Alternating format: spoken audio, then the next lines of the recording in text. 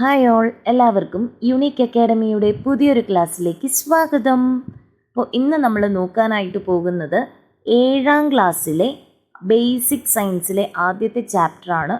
അപ്പോൾ കഴിഞ്ഞ ക്ലാസ്സുകളിലായിട്ട് നമ്മൾ 5ാം ക്ലാസ്സിലെ സോഷ്യൽ സയൻസും ബേസിക് സയൻസും കംപ്ലീറ്റ് ആക്കിയിരുന്നു. ഇനി അടുത്ത് നോക്കുന്നത് 7ാം ക്ലാസ്സിലെ ബേസിക് സയൻസ് ആണ്. അതിലെ ആദ്യത്തെ ചാപ്റ്റർ എന്ന് പറയുന്നത് വിളയിക്കാം നൂറുമേനി. അപ്പോൾ അത്യാവശ്യം വലിയൊരു ചാപ്റ്റർ ആയതുകൊണ്ട് തന്നെ നമുക്ക് PSC എക്സാം പോയിൻ്റ് ഓഫ് വ്യൂവിൽ ആവശ്യമായ പോയിൻറ്റ്സ് മാത്രമേ പറയുന്നുള്ളൂ. ഓക്കെ, അപ്പോൾ ചാപ്റ്ററിൻ്റെ പേരാണ് വിളയിക്കാം നൂറുമേനി. ആദ്യം തന്നെ കുട്ടി ഒരു മാവ് കായ്ച്ചു നിൽക്കുന്ന ഒരു മാവിനെ കാണിക്കുന്നുണ്ട്.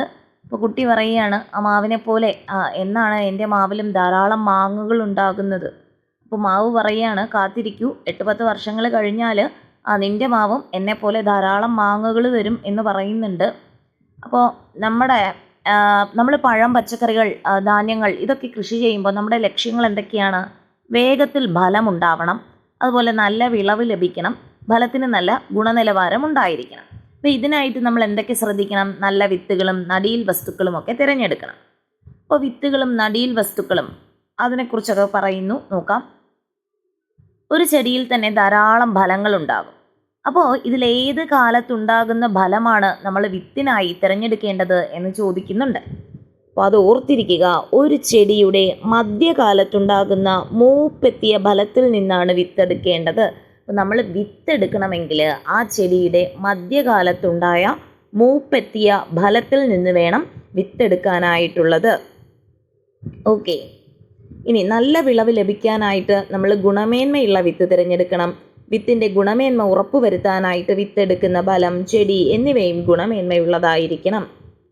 ഇനി അതുപോലെ വിത്തിൽ നിന്ന് മാത്രമാണോ പുതിയ സസ്യങ്ങൾ ഉണ്ടാകുന്നത്? അല്ലേ, നമുക്ക് നമ്മുടെ അതുപോലെ വേരുകളും ഇല, തണ്ട് തുടങ്ങിയ ഭാഗങ്ങളിൽ നിന്നൊക്കെ പുതിയ സസ്യങ്ങൾ ഉണ്ടാകാറുണ്ട്. അതുകൊണ്ട് നമുക്കിനി നോക്കേണ്ടത് കായിക പ്രജനനവും ലൈംഗിക പ്രത്യുൽപാദനവുമാണ്. Vegetative propagation and sexual reproduction നോക്കാം. എന്താണ് കായിക പ്രജനനം? ഒരു സസ്യത്തിൻ്റെ കായിക ഭാഗങ്ങളായ വേര്, തണ്ട്, ഇല, ഭൂകാണ്ഡം എന്നിവയിൽ നിന്നും പുതിയ തൈകൾ ഉണ്ടാകുന്ന പ്രക്രിയയാണ് കായിക പ്രജനനം. അപ്പോൾ കായിക പ്രജനനം എന്ന് പറഞ്ഞാൽ എവിടെ നിന്ന് പുതിയ ചെടികൾ ഉണ്ടാകുന്നതാണ്? ഒരു സസ്യത്തിൻ്റെ വേരിൽ നിന്നോ, തണ്ടിൽ നിന്നോ, ഇലയിൽ നിന്നോ, ഭൂകാണ്ഡത്തിൽ നിന്നോ പുതിയ ചെടികൾ ഉണ്ടാകുകയാണെങ്കിൽ അതിനെ കായിക പ്രജനനം എന്ന് പറയുന്നു. ഈ കായിക പ്രജനനം എന്ന് പറയുന്നത് ഒരു അലൈംഗിക പ്രത്യുൽപാദനമാണ് എന്നോർത്തിരിക്കുക. കായിക പ്രജനനം എന്ന് പറയുന്നത് ഒരു അലൈംഗിക പ്രത്യുൽപാദനമാണ്. എന്നാൽ വിത്തുകൾ ഉണ്ടാകുന്നത് ലൈംഗിക പ്രത്യുൽപാദനത്തിലൂടെയാണ്. അപ്പോൾ വിത്തുകൾ ഉണ്ടാകുന്നത് ഏത് തരം പ്രത്യുൽപാദനത്തിലൂടെയാണ്? ലൈംഗിക പ്രത്യുൽപാദനത്തിലൂടെയാണ്. ഓക്കെ, ഇനിയിപ്പോൾ ഇതിൽ എക്സാമ്പിൾ തന്നിരിക്കുന്നത് നമ്മൾ ഓർത്തിരിക്കുക. കായിക പ്രജനനം, അതുപോലെ ലൈംഗിക പ്രത്യുൽപാദനം. ഇപ്പോൾ കായിക പ്രജനനത്തിൽ ശീമപ്ലാവ്, മുരിങ്ങ, ഇലമുളച്ചി, കാച്ചിൽ തുടങ്ങിയവ തന്നിട്ടുണ്ട്. വിത്ത് വഴിയാണെങ്കിൽ മുരിങ്ങയും തന്നിട്ടുണ്ട്. ഇനി കായിക പ്രജനനത്തിൽ തന്നെ ഓരോരോ മാർഗങ്ങൾ, ഏതൊക്കെ മാർഗങ്ങളിലൂടെയാണെന്ന് നോക്കാൻ. വേരിൽ നിന്നും കായിക പ്രജനനം നടത്തുന്നത് ശീമപ്ലാവ്, കാണ്ഡമാണെങ്കിൽ മുരിങ്ങ, ഇലയാണെങ്കിൽ ഇലമുളച്ചി, ഭൂകാണ്ഡം കാച്ചിൽ. അപ്പോൾ ലൈംഗിക പ്രത്യുൽപാദനത്തിന് ഉദാഹരണമാണ് നമ്മുടെ മുരിങ്ങ, വിത്തിൽ നിന്ന്, അതുപോലെ മുരിങ്ങ കാണ്ഡത്തിൽ നിന്നും ഉണ്ടാകുന്നുണ്ട്. അപ്പോൾ കായിക പ്രജനനം കാണിക്കുന്നതിനും ലൈംഗിക പ്രത്യുൽപാദനം കാണിക്കുന്നതിനും ഉദാഹരണം ചോദിച്ചാൽ അത് മുരിങ്ങയാണ് എന്ന് ഓർത്തിരിക്കുക.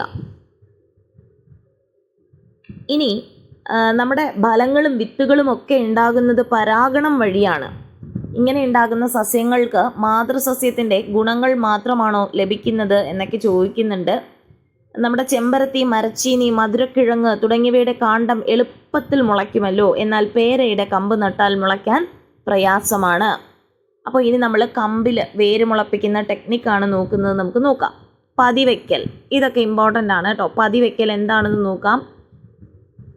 പേര, സപ്പോട്ട, ചാമ്പ, ബദാം, അത്തി തുടങ്ങിയ സസ്യങ്ങളിൽ മാതൃസസ്യത്തിൻ്റെ കമ്പുകളിൽ വേര് മുളപ്പിച്ച ശേഷം ആ ഭാഗം മുറിച്ചു നട്ട് പുതിയ തൈകൾ ഉണ്ടാക്കാം. അപ്പോൾ പതിവയ്ക്കൽ എങ്ങനെയാണ്? ഈ സസ്യങ്ങളിൽ മാതൃസസ്യത്തിൻ്റെ കമ്പുകളിൽ വേര് മുളപ്പിച്ച ശേഷം ആ ഭാഗം മുറിച്ചു നട്ട് പുതിയ തൈകൾ ഉണ്ടാക്കാം. അപ്പോൾ ഏതൊക്കെ ചെടികളാണെന്ന് ഓർത്തിരിക്കുക. പേര, സപ്പോട്ട, ചാമ്പ, ബദാം, അത്തി.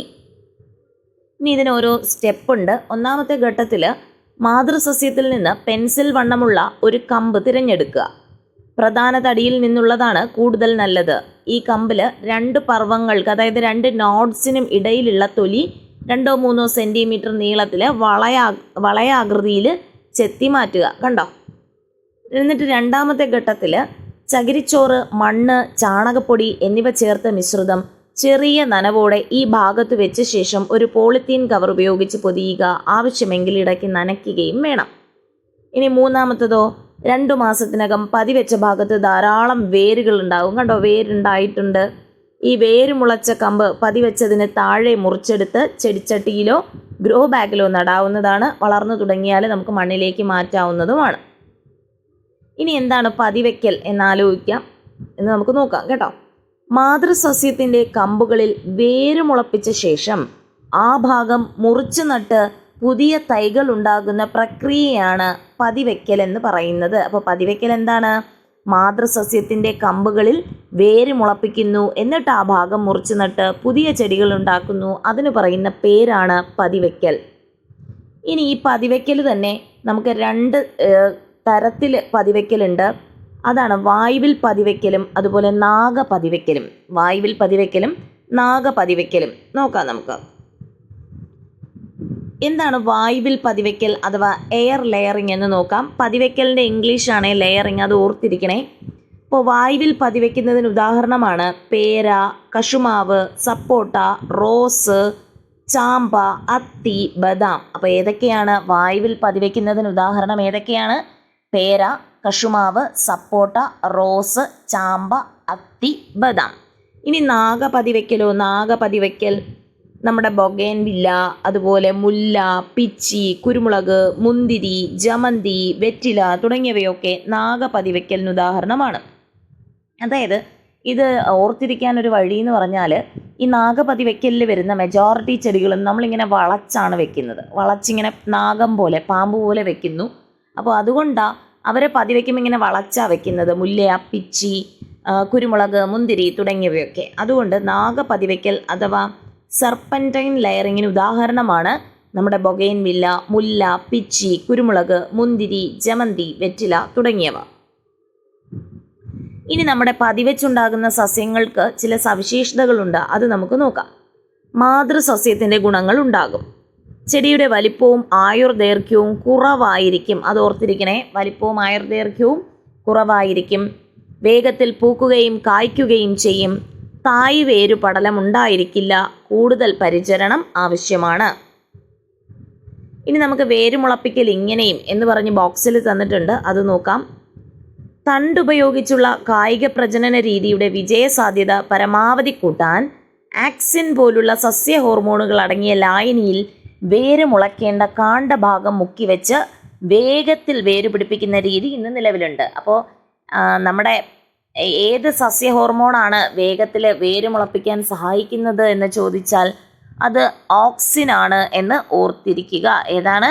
അത് ഓക്സിനാണ്, അല്ലെങ്കിൽ ആക്സിൻ എന്നും പറയും. വേഗത്തിൽ വേര് മുളപ്പിക്കാൻ സഹായിക്കുന്ന സസ്യ ഹോർമോണാണ് ആക്സിൻ. ഇനി രണ്ടാമത്തെ മാർഗം എന്ന് പറയുന്നത് കമ്പൊട്ടിക്കലാണ്. അതിൻ്റെ ഇംഗ്ലീഷ് ടേം ഓർത്തിരിക്കുക, ഗ്രാഫ്റ്റിംഗ്. കമ്പൊട്ടിക്കൽ അല്ലെങ്കിൽ ഗ്രാഫ്റ്റിംഗ്. അപ്പോൾ നമുക്കിതാ ഈ ഒരു മാവ് തന്നിട്ടുണ്ട്. ഈ മാവിൻ്റെ ഒരു തൈ വേണം. ഇതുണ്ടാക്കാനായിട്ട് ഇതിൻ്റെ വേരിൽ നമ്മുടെ ഈ കൊമ്പിൽ വേര് പിടിപ്പിക്കാൻ പ്രയാസമാണ്. അപ്പോൾ വിത്ത് നട്ടാലോ മാങ്ങ ഉണ്ടാകാൻ കുറേ വർഷങ്ങളും എടുക്കും. അപ്പോൾ നമുക്കിതിൻ്റെ തൈ എങ്ങനെയാണ് ഉണ്ടാക്കുന്നത് എന്നാണ് നോക്കുന്നത്.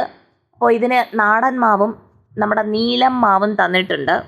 അതിൽ നാടൻ മാവിൻ്റെ പ്രത്യേകത എന്ന് പറയുന്നത് താരതമ്യേന ചെറിയ മാങ്ങയാണ്. അതുപോലെ പുളിയുള്ളതോ മധുരമുള്ളതോ ആയ മാങ്ങയായിരിക്കും. നമ്മുടെ മണ്ണിൽ ധാരാളമായി വളരും. പ്രത്യേക പരിചരണം ആവശ്യമില്ല. ഓക്കെ, അപ്പോൾ നീലം മാവ് എന്ന് പറയുന്നത് വലിയ മാങ്ങയാണ്. നല്ല മധുരമുള്ള മാങ്ങയാണ്. നമ്മുടെ മണ്ണിൽ നന്നായി വളരില്ല. അതുപോലെ നല്ല പരിചരണവും വേണം. ഇനി നമ്മുടെ ഫലത്തിൻ്റെ ഗുണമേന്മയിൽ ഏത് മാവാണ് മികച്ചത് എന്ന് ചോദിച്ചാൽ നമ്മുടെ നീലം മാവാണ് മികച്ചത്. നീലം മാവിനെ അപേക്ഷിച്ച് നാടൻ മാവിൻ്റെ മേന്മകൾ ചോദിക്കുന്നുണ്ട്. എന്തൊക്കെയാണ്? നമ്മുടെ മണ്ണിൽ നന്നായി വളരും. അതുപോലെ പ്രത്യേക പരിചരണവും ആവശ്യമില്ല. അപ്പം നീലം മാവിൻ്റെ ഒരു കമ്പ് നാടൻ മാവിൻ്റെ തൈയിൽ വെച്ച് പിടിപ്പിച്ച് ഒരു പുതിയ തൈ ഉണ്ടാക്കിയാൽ ആ മാവിന് എന്തെല്ലാം പ്രത്യേകതകൾ ഉണ്ടാവും? നമ്മുടെ മണ്ണിൽ നന്നായി വളരും, അതുപോലെ നീലം മാവിൻ്റെ മാങ്ങയും ലഭിക്കും. ഇങ്ങനെ ഒരു തൈ ഉണ്ടാക്കുന്ന രീതിയാണ് ഇനി പറയുന്നത്. കമ്പൊട്ടിക്കൽ അഥവാ ഗ്രാഫ്റ്റിങ്ങിനെ പറ്റി നമുക്ക് നോക്കാം. എന്താണ് ആദ്യം നമുക്ക് ഈ ഒരു പാരഗ്രാഫിൽ തന്നേക്കുന്നത് നോക്കാം, വായിച്ചു നോക്കാം കേട്ടോ. ഗുണമേന്മയുള്ള ഒരു സസ്യത്തിൻ്റെ കമ്പ് അതേ വർഗത്തിൽപ്പെട്ട വേരോട് കൂടിയ മറ്റൊരു സസ്യത്തിൽ ഒട്ടിച്ചേർത്ത് മികച്ച ഇനം തൈ ഉൽപ്പാദിപ്പിക്കുന്ന രീതിയാണ് കമ്പൊട്ടിക്കൽ. അപ്പം എന്താണ് കമ്പൊട്ടിക്കൽ? ഗുണമേന്മയുള്ള ഒരു സസ്യത്തിൻ്റെ കമ്പെടുത്ത് അതേ വർഗത്തിൽപ്പെട്ട വേരോട് കൂടിയ മറ്റൊരു സസ്യത്തിൽ ഒട്ടിച്ചു ചേർത്ത് മികച്ച ഇനം തൈ ഉൽപ്പാദിപ്പിക്കുന്ന രീതിയാണ് കമ്പൊട്ടിക്കൽ. അപ്പം നമ്മൾ ഇതിൽ ഒട്ടിക്കാനായി തിരഞ്ഞെടുക്കുന്ന വേരോട് കൂടിയ ചെടിയെ നമ്മൾ റൂട്ട് സ്റ്റോക്ക് അഥവാ മൂലകാണ്ഡം എന്നാണ് പറയുന്നത് കേട്ടോ. ഇപ്പോൾ പഴയ ടെക്സ്റ്റ് ബുക്കിൽ മൂലകാണ്ഡമെന്നുണ്ടായിരുന്നു, ഇതിൽ റൂട്ട് സ്റ്റോക്ക് എന്ന് മാത്രമേ ഉള്ളൂ. അപ്പം നമ്മൾ ഒട്ടിക്കാനായി തിരഞ്ഞെടുക്കുന്ന വേരോട് കൂടിയ ചെടിയെ പറയുന്ന പേരാണ് റൂട്ട് സ്റ്റോക്ക്. ഇനി നമ്മൾ അതിലൊട്ടിക്കുന്ന കമ്പിനെ, ഏത് കമ്പാണോ അതിലൊട്ടിക്കുന്നത് അതിനെ സയൻ എന്നും പറയുന്നു. അപ്പോൾ നമ്മൾ ഒരു ചെടി എടുക്കുന്നു, അപ്പോൾ അത് വേരോട് കൂടിയ ചെടിയാണ്, അതിനെ പറയുന്ന പേരാണ് റൂട്ട് സ്റ്റോക്ക്. ഏത് കമ്പാണോ ഈ വേരോട് കൂടിയ ചെടിയിൽ ഒട്ടിച്ചു വെക്കുന്നത് അതിനെ പറയുന്ന പേരാണ് സയൻ എന്ന് പറയുന്നത്. അപ്പോൾ ഈ ഒരു കാര്യം ഓർത്തിരിക്കുക. പിന്നെ അതിൻ്റെ പ്രൊസീജിയറൊക്കെ പറയുന്നുണ്ട്. അപ്പോൾ എല്ലാം ഒന്നും എക്സ്പ്ലെയിൻ ചെയ്യുന്നില്ല, നമുക്ക് എക്സാം പോയിന്റ് ഓഫ് വ്യൂവിലുള്ള കാര്യങ്ങൾ നോക്കാം. ഇനി കമ്പൊട്ടിക്കൽ വഴി തൈ ഉണ്ടാകുന്നതിൻ്റെ നേട്ടങ്ങൾ എന്തൊക്കെയാണ്? വേഗത്തിൽ പൂക്കുകയും കായ്ക്കുകയും ചെയ്യും, നല്ല ഫലങ്ങൾ കിട്ടും, അല്ലേ? ധാരാളം ഫലങ്ങളൊക്കെ കിട്ടും. ഇനി കമ്പൊട്ടിച്ച സ്ഥലത്തിന് താഴെ വളർന്നു വരുന്ന മുകുളം കണ്ടില്ലേ? കണ്ടോ, ഇവിടെ ഒരു താഴെ മുകുളം വളർന്നു വരുന്നില്ലേ? അപ്പോൾ ഇത് മുറിച്ചു മാറ്റിയില്ലെങ്കിൽ ചെടിയുടെ ഗുണമേന്മയെ ബാധിക്കുമോ എന്ന് ചോദിക്കുന്നുണ്ട്. ഇനി അടുത്ത് നമ്മൾ നോക്കേണ്ടത് മുകുളം ഒട്ടിക്കലാണ്, ബഡ്ഡിങ്, അല്ലെ? ബഡാണ് നമ്മൾ മുകുളം എന്ന് പറയുന്നത് ബഡാണ്. അപ്പോൾ മുകുളം ഒട്ടിക്കൽ ബഡ്ഡിങ്. കമ്പിന് പകരം മുകുളം ഒട്ടിക്കുന്നതിനെയാണ് ബഡ്ഡിങ് എന്ന് പറയുന്നത്. നേരത്തെ നമ്മൾ കമ്പൊട്ടിക്കലിൽ കമ്പാണ് എടുത്തത്, പക്ഷേ ഇവിടെ കമ്പിന് പകരം മുകുളമാണ് എടുക്കുന്നത്. അതുകൊണ്ടാണ് നമ്മൾ എന്ത് ചെയ്യുന്നത്, അതിന് മുകുളം ഒട്ടിക്കൽ അഥവാ ബഡ്ഡിങ് എന്ന് പറയുന്നത്. ഇനി എന്താണെന്ന് നോക്കാം. മുകുളം ഒട്ടിക്കൽ അഥവാ ബഡ്ഡിങ്. ഗുണമേന്മയുള്ള ഒരു സസ്യത്തിൻ്റെ മുകുളം അതേ വർഗത്തിൽപ്പെട്ട വേരോടുകൂടിയ മറ്റൊരു സസ്യത്തിൽ ഒട്ടിച്ചു ചേർത്ത് മികച്ച നടീൽ വസ്തു ഉണ്ടാക്കുന്ന രീതിയാണ് മുകുളം ഒട്ടിക്കൽ അഥവാ ബഡ്ഡിങ്. എന്താണ്? ഗുണമേന്മയുള്ള ഒരു സസ്യത്തിൻ്റെ മുകുളം എന്ത് ചെയ്യുന്നു? അതേ വർഗത്തിൽപ്പെട്ട വേരോടുകൂടിയ മറ്റൊരു സസ്യത്തിൽ ഒട്ടിച്ചു ചേർക്കുന്നു. ഇങ്ങനെ മികച്ച നടീൽ വസ്തു ഉണ്ടാക്കിയെടുക്കുന്നതാണ് മുകുളം ഒട്ടിക്കൽ എന്ന് പറയുന്നത്. ഓക്കെ, ഇനി മുകുളം ഒട്ടിക്കലിൻ്റെ സ്റ്റെപ്സ് തന്നിട്ടുണ്ട്, അത് വായിച്ചു നോക്കണേ. ഇനി എന്താണ് വർഗസങ്കരണം അഥവാ ഹൈബ്രിഡൈസേഷൻ എന്ന് നമുക്ക് നോക്കാം. ഇനി നമ്മുടെ പരാഗണങ്ങളാണ്, വിവിധ തരം പരാഗണങ്ങളാണ് തന്നിട്ടുള്ളത്. സ്വപരാഗണം, അതുപോലെ പരപരാഗണം. സ്വപരാഗണം എന്ന് പറയുന്നത് ഒരേ ചെടിയിൽ തന്നെ ആയിരിക്കും ആ രണ്ട് പൂക്കളും വരുന്നത്, അല്ലെങ്കിൽ ഒരു പൂവിൽ തന്നെ അങ്ങോട്ട് പരാഗണം നടക്കുന്നതെങ്കിൽ സ്വപരാഗണം എന്ന് പറയും. അല്ലെങ്കിൽ ഒരു ചെടിയുടെ പൂക്കളിൽ നടക്കുന്നതിനെയാണ് സ്വപരാഗണം എന്ന് പറയുന്നത്. പരപരാഗണം എന്ന് പറയുന്നത് രണ്ട് വ്യത്യസ്ത ചെടികൾ തമ്മിലാണ് നടക്കുന്നത് എന്ന് ഓർത്തിരിക്കുക. ഇനി എന്താണ് കൃത്രിമ പരാഗണം എന്ന് കണ്ടെത്തുക. നമ്മൾ എന്ത് ചെയ്യുന്നുണ്ട്? പരാഗണം കൃത്രിമമായിട്ട് നടത്തുന്നതിനെ കൃത്രിമ പോളിനേഷൻ, അല്ലെ ആർട്ടിഫിഷ്യൽ പോളിനേഷൻ എന്ന് പറയുന്നു.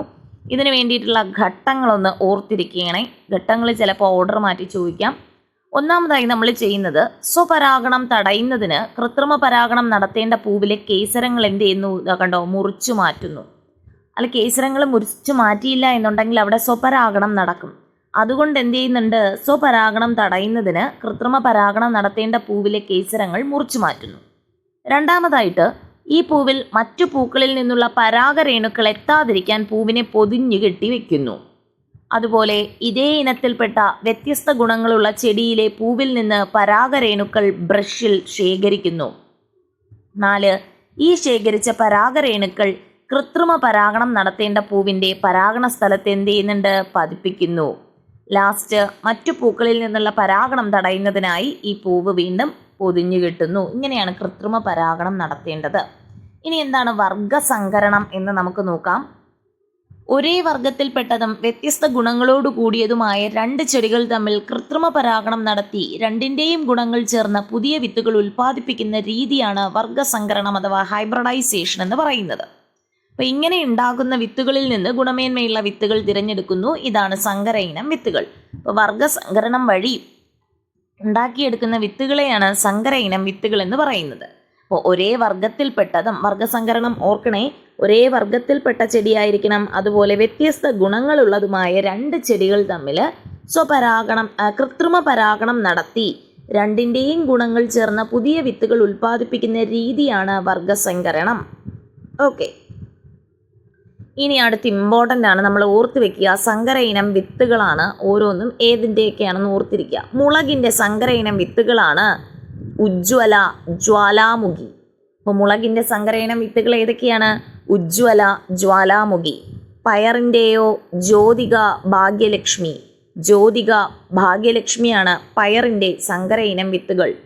നെല്ലിൻ്റെ ആണെങ്കിൽ പവിത്ര, അന്നപൂർണ. നെല്ലിൻ്റെ സങ്കര ഇനം വിത്തുകളാണ് പവിത്ര, അന്നപൂർണ. ഇനി തെങ്ങിൻ്റെ ആണെങ്കിലോ ചന്ദ്രലക്ഷ, ചന്ദ്രശങ്കര. ചന്ദ്രലക്ഷ, ചന്ദ്രശങ്കര. വെണ്ടയാണെങ്കിൽ സൽകീർത്തി, കിരൺ. സൽകീർത്തി, കിരൺ. അപ്പോൾ ഓർത്തിരിക്കുക, മുളകിൻ്റെ സങ്കര ഇനം വിത്തുകളാണ് ഉജ്ജ്വല, ജ്വാലാമുഖി. പയറിൻ്റെ ജ്യോതിക, ഭാഗ്യലക്ഷ്മി. നെല്ലിൻ്റേത് പവിത്ര, അന്നപൂർണ. തെങ്ങിൻ്റേത് ചന്ദ്രലക്ഷ, ചന്ദ്രശങ്കര. വെണ്ടയുടേത് സൽകീർത്തി, കിരൺ തുടങ്ങിയവയാണ് സങ്കര ഇനം വിത്തുകൾ. ഇനി നമ്മൾ നോക്കേണ്ടത് കാർഷിക ഗവേഷണ കേന്ദ്രങ്ങളാണ്. അതും ഇമ്പോർട്ടൻ്റ് ആണ്. കേരള കാർഷിക സർവകലാശാല, കേരള അഗ്രികൾച്ചറൽ യൂണിവേഴ്സിറ്റിയുടെ ആസ്ഥാനം തൃശ്ശൂർ ജില്ലയിലെ മണ്ണുത്തിയാണ്. ഹെഡ്ക്വാർട്ടേഴ്സ് ഓർത്തിരിക്കുക. കേരള കാർഷിക സർവകലാശാലയുടെ ആസ്ഥാനം എന്ന് പറയുന്നത് തൃശ്ശൂർ ജില്ലയിലെ മണ്ണുത്തിയാണ്. കേരളത്തിലെ ഏറ്റവും പ്രധാനപ്പെട്ട കാർഷിക ഗവേഷണ കേന്ദ്രമാണ് കേരള കാർഷിക സർവകലാശാല. വിവിധ ഇനം വിളകൾ, മൃഗങ്ങൾ, പക്ഷികൾ മുതലായവയെക്കുറിച്ചുള്ള ഗവേഷണങ്ങളും വിജ്ഞാന വ്യാപന പരിപാടികളുമാണ് ഇവരുടെ മുഖ്യ പ്രവർത്തനങ്ങൾ. കേരള കാർഷിക സർവകലാശാലയുടെ പ്രാദേശിക ഗവേഷണ കേന്ദ്രങ്ങൾ സംസ്ഥാനത്തിൻ്റെ വിവിധ ഭാഗങ്ങളിൽ പ്രവർത്തിക്കുന്നു. ഇതാണ് കേരള കാർഷിക സർവകലാശാല എന്ന് പറയുന്നത്. ഇനി രണ്ടാമത്തേത് കേന്ദ്ര കിഴങ്ങുവിള ഗവേഷണ കേന്ദ്രം കേട്ടോ, CTCRI, central tuber research institute എന്നാണ് അത് അറിയപ്പെടുന്നത്. അപ്പോൾ കേന്ദ്ര കിഴങ്ങുവിള ഗവേഷണ കേന്ദ്രമാണ്. അതിൻ്റെ ആസ്ഥാനം തിരുവനന്തപുരം ജില്ലയിലെ ശ്രീകാര്യമാണ്. അപ്പോൾ കേന്ദ്ര കിഴങ്ങുവിള ഗവേഷണ കേന്ദ്രത്തിൻ്റെ ആസ്ഥാനം തിരുവനന്തപുരം ജില്ലയിലെ ശ്രീകാര്യമാണ് എന്ന് ഓർത്തിരിക്കുക. അപ്പോൾ കിഴങ്ങ് വർഗ്ഗങ്ങളെ പറ്റിയുള്ള പഠനവും അവയുടെ ഉൽപ്പാദനവുമാണ് ഇവിടെ നടക്കുന്നത്. ഇനി റബ്ബർ റിസർച്ച് ഇൻസ്റ്റിറ്റ്യൂട്ടിൻ്റെ ആസ്ഥാനം കോട്ടയത്താണ്. RRII എന്നാണ് റബ്ബർ റിസർച്ച് ഇൻസ്റ്റിറ്റ്യൂട്ട് അറിയപ്പെടുന്നത്. അപ്പോൾ ഇതിൻ്റെ ആസ്ഥാനം കോട്ടയത്താണ്. അത്യുൽപാദന ശേഷിയുള്ളതും വിവിധ ഭൂവിഭാഗങ്ങൾക്ക് അനുയോജ്യതുമായ റബ്ബർ ഇനങ്ങൾ വികസിപ്പിക്കുന്നു. ഇനി കേന്ദ്ര തോട്ടവിള ഗവേഷണ കേന്ദ്രം എവിടെയാണ്? കാസർഗോഡ് ജില്ലയിലാണ് കേന്ദ്ര തോട്ടവിള ഗവേഷണ കേന്ദ്രം. കേന്ദ്ര തോട്ടവിള ഗവേഷണ കേന്ദ്രം എവിടെയാണ്? കാസർഗോഡ് ജില്ലയിലാണെന്ന് ഓർത്തിരിക്കുക. അവിടെ എന്തിനെയൊക്കെ കുറിച്ചുള്ള ഗവേഷണമാണ് നടക്കുന്നത് എന്ന് സ്പെഷ്യലായിട്ട് പറഞ്ഞിട്ടുണ്ട്, അതും ഓർത്തിരിക്കുക. തെങ്ങ്, കവുങ്ങ്, കൊക്കോ, എന്തിനെയൊക്കെ കുറിച്ചാണ്? തെങ്ങ്, കവുങ്ങ്, കൊക്കോ തുടങ്ങിയവയെക്കുറിച്ചുള്ള ഗവേഷണമാണ് കേന്ദ്ര തോട്ടവിള ഗവേഷണ കേന്ദ്രത്തിൽ നടക്കുന്നത് എന്ന് ഓർത്തിരിക്കുക. അപ്പോൾ തെങ്ങ്, കവുങ്ങ്, കൊക്കോ തുടങ്ങിയ ചെടികളാണ് നമ്മുടെ കേന്ദ്ര തോട്ടവിള ഗവേഷണ കേന്ദ്രത്തിൽ ഇവയെക്കുറിച്ചുള്ള ഗവേഷണമാണ് നടക്കുന്നത്. കണ്ടോ, ഇതിൻ്റെ ഫോട്ടോയാണ് തോട്ടവിള ഗവേഷണ കേന്ദ്രം. ഇനി വിത്തും വിളവുമാണ്. ഇത് സൽകീർത്തി ഇനമാണ്. നിറയെ കായകൾ കണ്ടു എന്ന് ചോദിക്കുന്നുണ്ട്. വെണ്ടയുടെ സങ്കര ഇനമാണ് സൽകീർത്തി അല്ലേ? അടുത്ത കുട്ടി പറയുകയാണ് ഞാനും സൽകീർത്തി തന്നെയാണ് നട്ടത്, പക്ഷെ എന്ത് ചെയ്തു, വിളവ് കുറഞ്ഞു പോയി. ഇപ്പോൾ രണ്ടുപേരും നട്ടത് ഒരേ ഇനം വിത്തുകളാണെങ്കിൽ പോലും രണ്ടുപേർക്കും കിട്ടിയ വിളവെന്ന് പറയുന്നത് വ്യത്യസ്തമാണ്. അപ്പോൾ എന്തൊക്കെയാണ് ഇങ്ങനെ മികച്ച വിളവ് ലഭിക്കാൻ എന്തൊക്കെ കാര്യങ്ങൾ നമ്മൾ ശ്രദ്ധിക്കണം? നല്ല വളക്കൂറുള്ള മണ്ണ് വേണം, കീടനിയന്ത്രണം വേണം അല്ലേ, മികച്ച പരിപാലനമൊക്കെ വേണം. ഇനി വളക്കൂറുള്ള മണ്ണ്, നല്ല വിളവ് ലഭിക്കാൻ ശരിയായ വളപ്രയോഗം വേണമല്ലോ. നമ്മുടെ നാട്ടിൽ എന്തൊക്കെയാണ് വളമായിട്ട് ഉപയോഗിക്കുന്നത് എന്ന് ചോദിക്കാൻ പറഞ്ഞിട്ടുണ്ട്. ചാണകമുണ്ട്, യൂറിയ ഉണ്ട്, പൊട്ടാഷ് ഉണ്ട് അല്ലേ? അപ്പോൾ എന്തൊക്കെയാണ് കണ്ടോ, യൂറിയ, അതുപോലെ കമ്പോസ്റ്റ് വളം, NPK വളം, പിന്നെ എല്ലുപൊടിയുണ്ട്, കോഴിക്കാഷ്ടം തുടങ്ങിയവയൊക്കെ വളങ്ങളായിട്ട് ഉപയോഗിക്കുന്നുണ്ട്. ജൈവവളങ്ങളും രാസവളങ്ങളും. ചാണകം എന്ന് പറയുന്നത് നമ്മുടെ ജൈവവളത്തിൽ ഉൾപ്പെടുന്നതാണ്. ചാണകം, അതുപോലെ കമ്പോസ്റ്റ് വളം, കോഴിക്കാഷ്ടം, എല്ലുപൊടി തുടങ്ങിയവയൊക്കെ ജൈവവളങ്ങളിൽ വരുന്നു. രാസവളങ്ങളിൽ വരുന്നതാണ് യൂറിയ, NPK വളം തുടങ്ങിയവ. ഓക്കെ, ഇനി അടുത്ത ഹരിത വിപ്ലവത്തിൻ്റെ പിതാവ് ഡോക്ടർ MS സ്വാമിനാഥനെ പറ്റി പറയുന്നുണ്ട്. ഇദ്ദേഹം റീസെൻ്റ് ആയിട്ടാണ് മരണപ്പെട്ടത്, അപ്പോൾ അതുകൊണ്ട് തന്നെ ഓർത്തിരിക്കുക. ഡോക്ടർ MS സ്വാമിനാഥൻ ഇന്ത്യയിലെ ഹരിത വിപ്ലവത്തിൻ്റെ പിതാവ് എന്നറിയപ്പെടുന്നു. അപ്പോൾ ഇന്ത്യയിലെ ഹരിത വിപ്ലവത്തിൻ്റെ പിതാവ് ആരാണ്? Doctor MS സ്വാമിനാഥനാണ്. ഇദ്ദേഹം ഒരു കൃഷിശാസ്ത്രജ്ഞനാണ്. അതുപോലെ അത്യുൽപാദന ശേഷിയുള്ള വിത്തുകൾ വികസിപ്പിക്കുകയും കർഷകർക്കിടയിൽ പ്രചരിപ്പിക്കുകയും അതുവഴി ഭക്ഷ്യോൽപാദന മേഖലയിൽ കുതിച്ചുചാട്ടം സാധ്യമാവുകയും ചെയ്തു. തെക്ക് കിഴക്കേഷ്യയിലെ മിക്ക രാജ്യങ്ങളെയും പട്ടിണിയിൽ നിന്ന് കരകയറ്റിയത് അദ്ദേഹത്തിൻ്റെ പരിശ്രമങ്ങളായിരുന്നു. അപ്പോൾ ഇദ്ദേഹത്തിന് വേൾഡ് ഫുഡ് പ്രൈസ്, പത്മഭൂഷൺ തുടങ്ങിയ പുരസ്കാരങ്ങളൊക്കെ ലഭിച്ചിട്ടുണ്ട്. ഇപ്പോൾ 2023 മരണപ്പെടുന്നത്, അത് ഓർത്തിരിക്കുക. ഇനി നമുക്ക് ജൈവവളങ്ങളെക്കുറിച്ചും രാസവളങ്ങളെക്കുറിച്ചും നോക്കാം. ജൈവവളങ്ങൾ ജൈവവസ്തുക്കളിൽ നിന്ന് ലഭിക്കുന്നതാണ്. രാസവളങ്ങളോ രാസവസ്തുക്കൾ ഉപയോഗിച്ച് വ്യാവസായികമായി നിർമ്മിക്കുന്നു. ജൈവവളങ്ങൾ കൂടുതൽ അളവിൽ വേണ്ടിവരും. നമ്മൾ ജൈവവളങ്ങൾ കെമിക്കൽസ് കുറവായതുകൊണ്ട് തന്നെ കൂടുതൽ അളവിൽ വേണ്ടിവരും. എന്നാൽ രാസവളങ്ങൾ കുറഞ്ഞ അളവിൽ മതി. ജൈവവളങ്ങൾ മണ്ണിന് ദോഷകരമല്ല. രാസവളങ്ങളോ അമിതമായ ഉപയോഗം മണ്ണിൻ്റെ ഘടനയെ ബാധിക്കുന്നു. ജൈവവളങ്ങളിൽ ഒരു നിശ്ചിത ഘടകം മാത്രമായി നൽകാൻ കഴിയില്ല, അല്ലെ? ഇപ്പോൾ ഒരു പെർട്ടിക്കുലർ ഘടകം മാത്രം മണ്ണിന് മതി എന്ന് പറഞ്ഞ് അങ്ങനെ നൽകാനായിട്ട് കഴിയില്ല. എന്നാൽ രാസവളങ്ങളിലാണെങ്കിലോ നമുക്ക് ആവശ്യമുള്ള ഘടകം മാത്രമായിട്ട് നൽകാനുള്ള അവസരം ലഭിക്കുന്നു. ഇപ്പോൾ ജൈവവളങ്ങൾക്കും രാസവളങ്ങൾക്കും അതിൻ്റേതായ ഗുണവും ദോഷവും ഒക്കെ ഉണ്ട്. ജൈവവളം കൂടുതലും രാസവളം കുറവും ഉപയോഗിക്കുന്ന സമ്മിശ്ര വളപ്രയോഗ രീതിയാണ് നമ്മുടെ നാട്ടിലെ കർഷകർ എന്ത് ചെയ്യുന്നത്, പിന്തുടരുന്നത്. ഇപ്പോൾ വിളവ് മെച്ചപ്പെടുത്താനായി ജീവാണുവളങ്ങളും കർഷകർ ഉപയോഗിക്കുന്നുണ്ട്. ഇനി എന്താണ് ജീവാണുവളം എന്ന് നോക്കാം. മൈക്രോബിയൽ ഫെർട്ടിലൈസർ, സൂക്ഷ്മജീവികളെ ഉപയോഗപ്പെടുത്തിയുള്ള വളപ്രയോഗ രീതിയാണ് ജീവാണു വളപ്രയോഗം. ഒരിക്കലും എന്താണ് സൂക്ഷ്മജീവികളെ ഉപയോഗപ്പെടുത്തിയുള്ള വളപ്രയോഗ രീതി അറിയപ്പെടുന്ന പേരാണ് ജീവാണു വളപ്രയോഗം. ഇപ്പോൾ ജീവാണു വളങ്ങൾക്ക് ഉദാഹരണങ്ങൾ തന്നിട്ടുണ്ട്. സ്യൂഡോമോണസ്, ഏതാണ്? Pseudomonas Azospirillum. ജീവാണുവളങ്ങൾക്ക് ഉദാഹരണം ഏതൊക്കെയാണ്? സ്യൂഡോമോണസ്, അസോസ്പൈറിലം തുടങ്ങിയവ ജീവാണുവളങ്ങൾക്ക് ഉദാഹരണമാണ് എന്ന് ഓർത്തിരിക്കുക. സ്യൂഡോമോണസ്, അസോസ്പൈറിലം തുടങ്ങിയവ ജീവാണുവളങ്ങൾക്ക് ഉദാഹരണമാണ്. ഇനി കീടനിയന്ത്രണത്തെ പറ്റി പറയുന്നുണ്ട്. നമ്മുടെ രാസകീടനാശിനിയും പുകയില കഷായവും തമ്മിലുള്ള കോൺവെർസേഷൻ പറയുന്നുണ്ട്. പിന്നെ കർഷകൻ പറയുന്നുണ്ട് വിളക്ക് കെണി വെച്ച് പ്രാണികളെ നശിപ്പിക്കാം. തവള പറയുന്നുണ്ട് ഞാൻ പ്രാണികളെയൊക്കെ പിടിച്ച് കഴിക്കും എന്ന് തവള പറയുന്നുണ്ട്. അപ്പോൾ പല രീതിയിലാണ് കീടനിയന്ത്രണ മാർഗങ്ങൾ. ഒന്നാമത്തേത് ജൈവ നിയന്ത്രണമാണ്, അല്ലേ? ജൈവ നിയന്ത്രണ രീതിയിൽ എങ്ങനെയൊക്കെ കീടനിയന്ത്രണം നടത്താമെന്ന് നോക്കാം. വട്ടച്ചാഴി അഥവാ ലേഡി ബഗ്. അപ്പോൾ വട്ടച്ചാഴി ഉണ്ടോ? ഇതാണ് വട്ടച്ചാഴി, നമ്മുടെ നാട്ടിലൊക്കെ കാണാറുണ്ട്. ഈ വട്ടച്ചാഴി അഥവാ ലേഡി ബഗ് എന്ന ഷഡ്പദം ചെടികളിൽ വളരുന്ന പല കീടങ്ങളെയും തിന്നു നശിപ്പിക്കുന്നു. ഇത്തരത്തിലുള്ള മറ്റൊരു മിത്രകീടമാണ് ട്രൈക്കോഗ്രാമ. അപ്പോൾ വട്ടച്ചാഴി, ലേഡി ബഗ് ഒരു മിത്രകീടമാണ്. അതുപോലെ ഒന്നാണ് ട്രൈക്കോഗ്രാമ എന്ന് പറയുന്നത്. ഇതുപോലെ തവള, അരണ, ഓന്ത്, വണ്ട് തുടങ്ങിയ ജീവികൾ വിളകളെ ബാധിക്കുന്ന കീടങ്ങളെ എന്ത് ചെയ്യുന്നുണ്ട്? തിന്ന് നശിപ്പിക്കുന്നു. ഇത്തരം കീടനിയന്ത്രണമാണ് ജൈവ നിയന്ത്രണം എന്ന് പറയുന്നത്. കീടനാശിനികൾ പ്രയോഗിക്കുമ്പോൾ കീടങ്ങളോടൊപ്പം എന്ത് ചെയ്യുന്നുണ്ട്? മിത്രകീടങ്ങളും നശിച്ചു പോകാനായിട്ടിടയുണ്ട്. ഇനി യാന്ത്രിക നിയന്ത്രണം. ചിലയിനം പച്ചക്കറികളുടെ കായ്കൾ നശിപ്പിക്കുന്ന ഒരുതരം സ്വർണ്ണ നിറമുള്ള ഈച്ചയെ കണ്ടിട്ടുണ്ടോ? ഇവയെ നശിപ്പിക്കാനുള്ള ഒരു സൂത്രം പരിചയപ്പെടാമെന്ന് പറയുന്നുണ്ട്. ആ സൂത്രം ഒന്ന് വായിച്ചു നോക്കണേ. നമ്മുടെ ഫെറമോൺ കെണി, അല്ലേ? നമ്മുടെ ഈ ഇതുപോലെ ഈച്ചയെ പിടിക്കാനുള്ള ഒരു മാർഗമാണ് ഫെറമോൺ കെണി എന്ന് പറയുന്നത് കേട്ടോ. ഇത് മാർക്കറ്റിൽ ലഭ്യമാണ്. ഇനി അടുത്ത കീടനാശിനികൾ. കീടനാശിനികൾ 2 തരത്തിലുണ്ട്. രാസകീടനാശിനികളും ജൈവ കീടനാശിനികളും. രാസകീടനാശിനികൾ എന്ന് പറഞ്ഞാൽ രാസവസ്തുക്കൾ ഉപയോഗിച്ച് നിർമ്മിച്ച കീടനാശിനികളാണ് രാസകീടനാശിനികൾ. ജൈവ കീടനാശിനികളോ രാസകീടനാശിനികളെ അപേക്ഷിച്ച് ദോഷം കുറവാണ് നമ്മുടെ ജൈവ കീടനാശിനികൾക്ക്.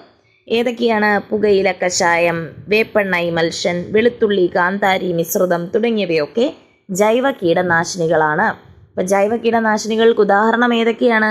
നമ്മുടെ പുകയില കഷായം, വേപ്പെണ്ണ ഇമൽഷൻ, വെളുത്തുള്ളി, കാന്താരി മിശ്രിതം തുടങ്ങിയവയൊക്കെ ജൈവ കീടനാശിനികളാണ്. പല ജൈവ കീടനാശിനികളും ഇന്ന് വിപണിയിൽ ലഭ്യമാണ്. ഇനി പുകയില കഷായം നിർമ്മിക്കുന്നത് എങ്ങനെയെന്ന് പറഞ്ഞിട്ടുണ്ട്. അപ്പോൾ നല്ല വിളവ് ലഭിക്കാൻ കളകളെയും നിയന്ത്രിക്കണം. അപ്പോൾ കളനാശിനി അതിനുവേണ്ടി നമുക്ക് പ്രയോഗിക്കാം. ഇനി നിർമ്മിത ബുദ്ധിയും കൃഷിയും, നമ്മുടെ ആർട്ടിഫിഷ്യൽ ഇൻ്റലിജൻസും കൃഷിയുമായി എങ്ങനെ ബന്ധപ്പെട്ടിരിക്കുന്നു എന്ന് നോക്കാം. നിർമ്മിത ബുദ്ധി ഉപയോഗിച്ച് കീടങ്ങളെ കണ്ടെത്തി ലേസർ ഉപയോഗിച്ച് നശിപ്പിക്കുന്ന സാങ്കേതിക വിദ്യ ഇന്ന് ഉപയോഗിച്ചു വരുന്നു. പരിസ്ഥിതിക്ക് ഇതൊട്ടും ഹാനികരമല്ല എന്നും പറയുന്നു.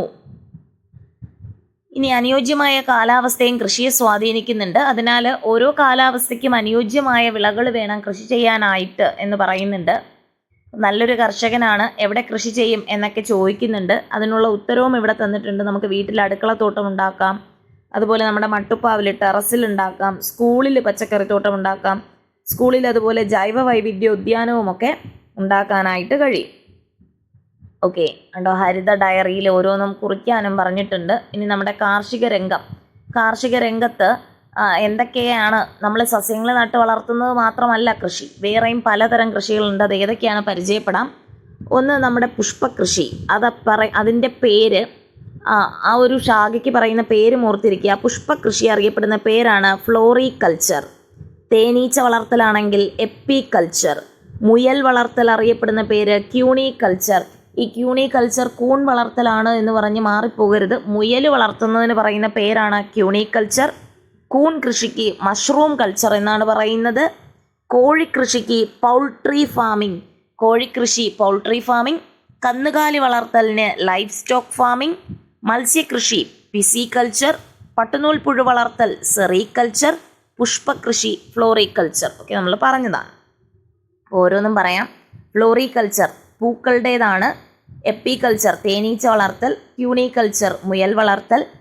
മഷ്റൂം കൾച്ചർ കൂൺ കൃഷിയാണ്. പൗൾട്രി ഫാമിങ്ങിൽ കോഴിക്കൃഷിയാണ്. ലൈഫ് സ്റ്റോക്ക് ഫാമിങ്ങിൽ കന്നുകാലി വളർത്തലാണ്. പിസികൾച്ചർ മത്സ്യകൃഷിയാണ്. സെറികൾച്ചർ പട്ടുനൂൽ പുഴു വളർത്തൽ. ഓക്കെ, അപ്പോൾ ഇത്രയുമാണ് ഈ ഒരു ചാപ്റ്ററിൽ പറയുന്നത്. 5ാം ക്ലാസ്സിലെ ടെക്സ്റ്റ് ബുക്ക് വായിച്ചതുപോലെ ഓരോ ലൈൻ ബൈ ലൈൻ വായിച്ചിട്ടില്ല. കാരണം നമുക്ക് ഇമ്പോർട്ടൻ്റ് ആയിട്ടുള്ളത് മതി. ലൈൻ ബൈ ലൈൻ വായിക്കാൻ നിന്നാൽ ഒത്തിരി സമയമെടുക്കും. അപ്പോൾ ക്ലാസ് കേട്ടിട്ട് നിങ്ങൾ ജസ്റ്റ് ടെക്സ്റ്റ് ബുക്കിലൂടെയും കൂടെ ഒന്ന് കടന്നു പോവുക. ഇതിൻ്റെ എക്സസൈസും കൂടെ നമുക്ക് ജസ്റ്റ് നോക്കാം. ജൈവവളത്തിന് യോജിക്കാത്ത പ്രസ്താവനയാണ് തിരഞ്ഞെടുക്കേണ്ടത്. യോജിക്കാത്ത പ്രസ്താവന. ഒന്ന്, വീടുകളിൽ നിർമ്മിക്കാം, അത് യോജിക്കുന്ന പ്രസ്താവനയാണ്. അതുപോലെ കൂടുതൽ അളവിൽ വേണം, അതും യോജിക്കുന്നതാണ്.